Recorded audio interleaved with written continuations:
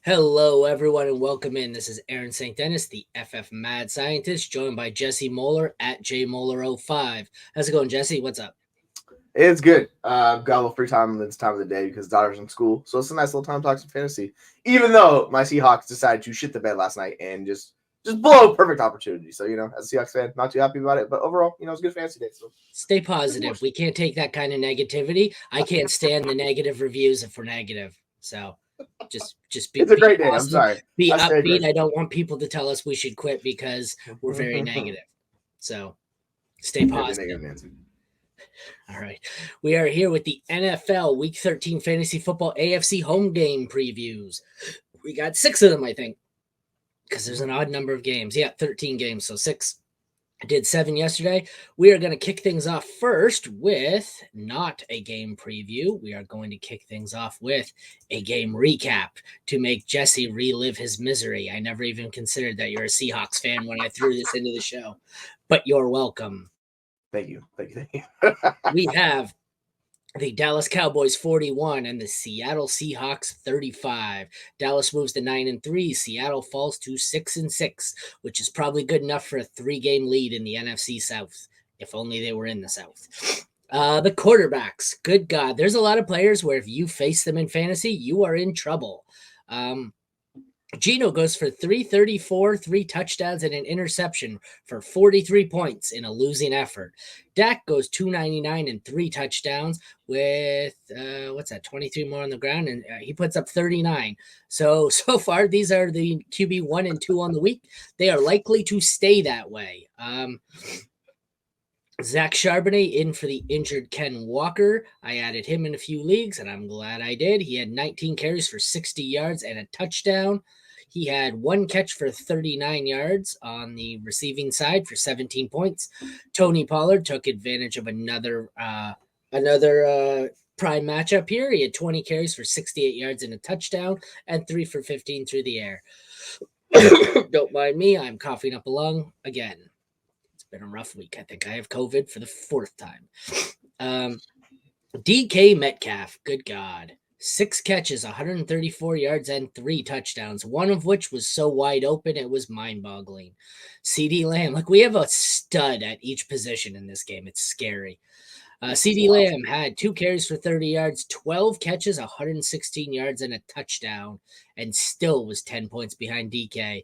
Then we even had a couple more usable receivers here. JSN had 7 for 62. Lockett had 5 for 47. Brandon Cooks 4 for 45 and a touchdown, and that's about it from the receivers. Jake Ferguson was even having a hell of a day. There's going to be a lot of the number 1 overall at the position this week in this game. Ferguson, 6 for 77 and a touchdown. Fant, 3 for 43, which feels like probably a career high. I picked on the one league that doesn't have kickers because I do this every freaking time, so why wouldn't I? Let me switch over quickly. Sorry about that. Kickers, we had a great day out of Brandon Aubrey. If you had him, you were starting him. Jason Myers had a down day here. Only 1 field goal, which he missed. Give me 1 sec here, Jesse. I've got a sneeze stuck. Good God. I wanted to mute my mic because I'm like, I just need 2 seconds to sneeze. And then I muted my mic and I was like, it just won't come out. Now it's gone. The frozen face. Yeah, that's going to be a long day. It's going to be a long day. Both defenses, oh, it's back. Damn it. Both defenses were not good. There we go. There it is. Yeah. Because my mic's not muted now. Oh, here we go. I couldn't get to the mute button again. It's going to be a long day, man. I put the mute button on. I couldn't get the sneeze out. And then right when I had to sneeze, I went to grab my mouse and I sneezed so hard I couldn't hit the mute button. I'm struggling, guys. I'm trying. It should not be this funny, but it is. Yeah, well, no, I'm sure it's very funny to everyone who's not me. I'm struggling here. So the Seahawks and the Cowboys were both terrible. Dallas was surprisingly bad considering how good they've been. But, I mean, you give up 35 points. That will happen. I was quite pleased. I faced DK Metcalf in a league, my league of record, and I'm still picked to win by 20. So that should tell you there's a reason I'm in first place. But, good God, what do you take away here? For me, I think it's that from what I've heard about everyone's victory lapping Pollard and saying, "Oh, it's just an injury. He was rehabbing from an injury, and we should have expected him to start slow, and he's going to be awesome now." For me, this is a case of he took advantage of 3 awesome matchups in a row. And if your trade deadline hasn't passed, I am selling high on Tony Pollard right now because I don't believe in him for 1 second here.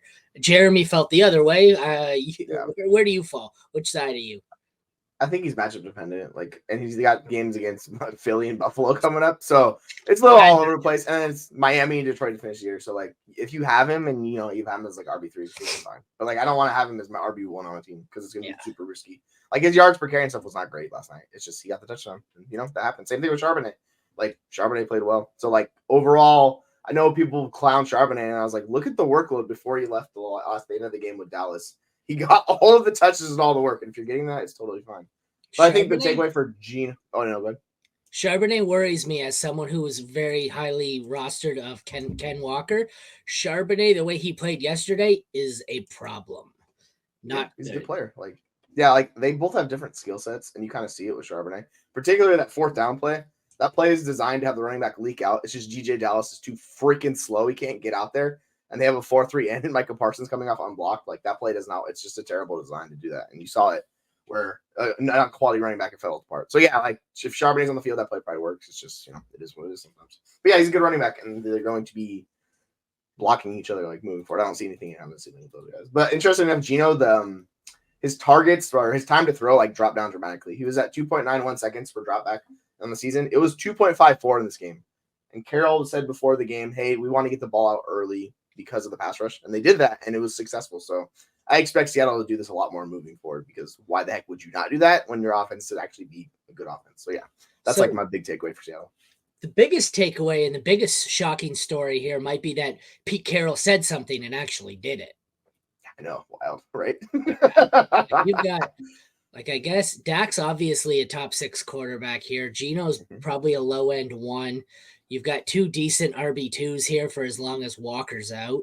And then when Walker's back, I think he's an RB1. You have a top 5 receiver, and then I think DK is probably a high-end 2. Then you've got some solid flex-worthy receivers here. Then you've got a usable tight end, 2 good kickers, a decent defense. There are a lot of fantasy studs in this game. Yeah, and DSN had that touchdown reverse. If he has that touchdown count, is that what happened? His timeline was great. Yeah, it was he pinned it against the ground, kind of. I don't know. He was on my bench, and I seen him dive, and I'm like, oh, that's a nice catch. And then I looked later, and I said, how does he only have 5.2 points? He scored a touchdown. And then that's they took the points off of my bench. I mean, it wouldn't have helped me anyways, but it more hurt that they took it out of him and they threw it to DK, who did hurt me. So it's great. Yeah, it's all on Twitter. Most people were like, "Oh, the buy window's closed," and then it went away. I was like, "Oh, maybe not." Maybe not. Good times. But yeah, and then on the other side, Cooks. Cooks is the other guy. He did it again. He's just producing fantasy points, man. He's been very reliable. So, you can do worse than Brandon Cooks.